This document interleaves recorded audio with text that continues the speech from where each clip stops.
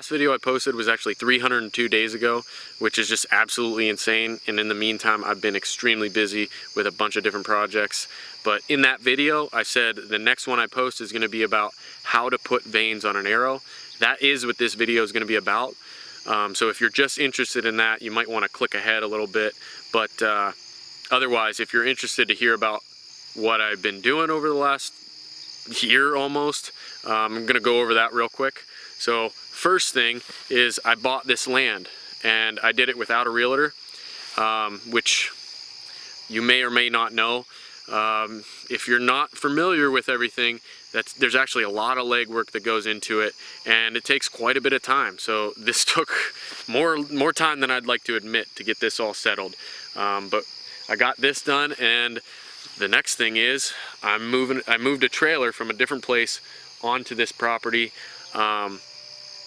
This trailer, I actually, aside from moving it, hauling it down the road, I or a family member of mine helping me has done everything to get it to this location. Unhooking it from the last place, jacking it up, putting the axles on, putting the wheels and tires on, putting the tongue on, and I actually helped guide them out of the park that it was in, the hauler, and we got it here. We had to grade everything here so that the water flows away from it, move it to the location that it's going to be at, install, hook everything back up, and I'm still in the process of doing that. I'm getting real close, which is super exciting, and eventually this is going to be where I'm going to be living for a little while, and hopefully build a house on here someday. But the third thing is I bought a business also. So it's a pattern making business, which is it's patterns that they're wood patterns that I make for a foundry, and they use them to make molds and pour molten metal into and make metal parts. So there has been, I'm kind of familiar with the business, but there's been a lot to learn about being a business owner. I have an employee, so I got to do payroll. I have taxes that I got to do, not to mention just learning, the ins and outs of the business. So that has taken up an incredible amount of time. And then finally, to top it all off, myself and a buddy drew for Wyoming elk. And we were planning a DIY backcountry hunt, and this is our first ever elk hunt. So we are getting everything together in the past 3 months, and we're actually leaving in a week here. So hopefully, now that things are starting to settle down, I'll be able to post a few more videos here and there, because I do enjoy doing this. But hopefully, if we're successful, you might be I'm taking all my camera gear on this elk hunt. And if we get lucky, then hopefully I'll be posting a video about that. So stay tuned for that. But in the meantime, I'm gonna start getting to work on these arrows and show you my process on how I put these vanes on. This is pretty much everything you'll need here. The biggest thing is some sort of jig. This one's made by Boning Archery. It's their Helix model, and it's one of the cheaper jigs out there, if not one of the cheapest. But the process of putting vanes on an arrow is pretty dang simple, in my opinion, and this thing does the job. So I feel no reason to upgrade to anything more expensive, even though I guess they might be more accurate or more stable when you put it on there. This works for me. So it comes with some inserts here. You can see there's that Helix model.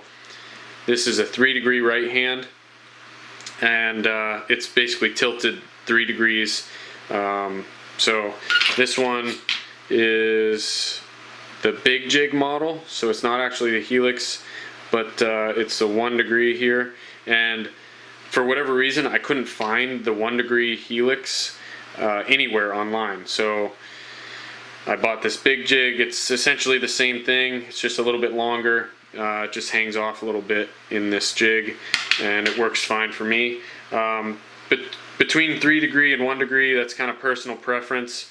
3 degree will spin the arrow more, and it will help with any mistakes that you make, or it'll help stabilize that arrow in the air more than 1 degree. But it also is sucking up some energy. It uses energy from the arrow to spin it faster. So basically, if you've gone through the process of tuning your arrows correctly, tuning your bow correctly, you shouldn't have to worry about this. That's why I'm going with a 1 degree.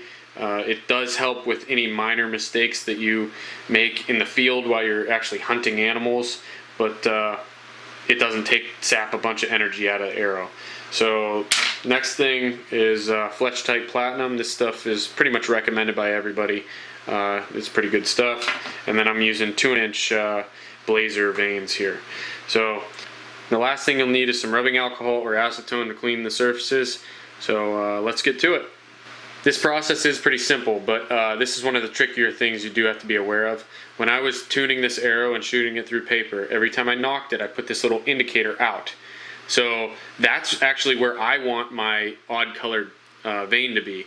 And the problem is with this cheaper jig, when I load it in here, it only has 3 locations that you turn this knob, and it's just 120 degrees away from each other. So no matter which way I load it, when I look down at it perpendicular, that arrow and my indicator are not pointed straight up. So if I was to attach a vane right here, it would not be lined up correctly. So what I need to do, and this will depend on what kind of rest you're shooting and where you want your odd colored vane to be, but I need to turn this so that arrow is pointed directly up. And then when I put that vane on, that'll be my odd colored vane, and I'll be able to, once I'm finished, I'll be able to pull this out and turn that indicator to line up with that arrow and my odd colored vane, and when I nock it, it's going to be in the right place.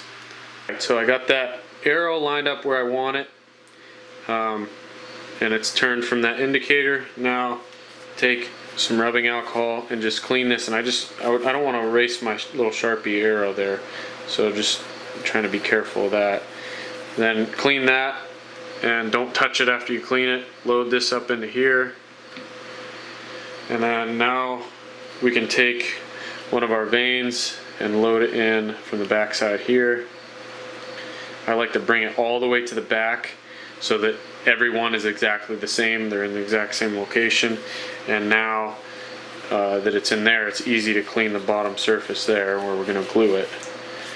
So we'll let that dry, but without glue, I'll show you. I just drop this on the back of here. That locates it, you know, up and down, so everyone is in the same place. And then these clip onto the sides. I take these old binder clips and I just add them to the side right here and here, and that adds a little bit of clamping pressure for the glue. So yeah, that's essentially it, and I'm going to go ahead and add the glue, and we'll clamp the first one in.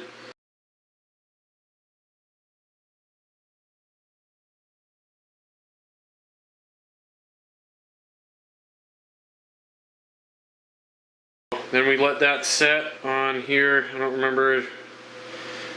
Clamping time is 5 minutes. Cure time 48 hours, so we'll leave it for a little bit longer than 5 minutes. Alright, so it's been over 5 minutes, so we'll take these off. And you just slide this off. And then we can turn this one click, and we're ready to repeat the process. So I'll go ahead and do that 2 more times. And then there is one little last thing that we do at the end, just to secure things up a little bit more, so I'll show you that. Now that we have all 3 vanes on, just to secure them a little bit more, I'm going to take some glue, just a dab, and put it at the front and at the back of each vane. And basically all that's doing is just breaking that edge a little bit, so in case something happens, like you have a pass through on your target, there's not that hard edge there to snag and rip that vane right off. But obviously you can see I used all 3 of the same colors, and in order to get the odd one out, all I'm going to do is take a Sharpie and black one of them out. So that's pretty simple. I do that on pretty much all my arrows. And then the last thing here, just make sure when you set these aside, you don't set them on like a flat table or something. You don't want any pressure on those vanes. You want to let that glue cure up the full 48 hours before anything like that. But that's about it. So thanks for watching. I'm going to try to get some more videos out here soon. Maybe the next one's going to be an elk video. So wish me luck on that, and stay tuned.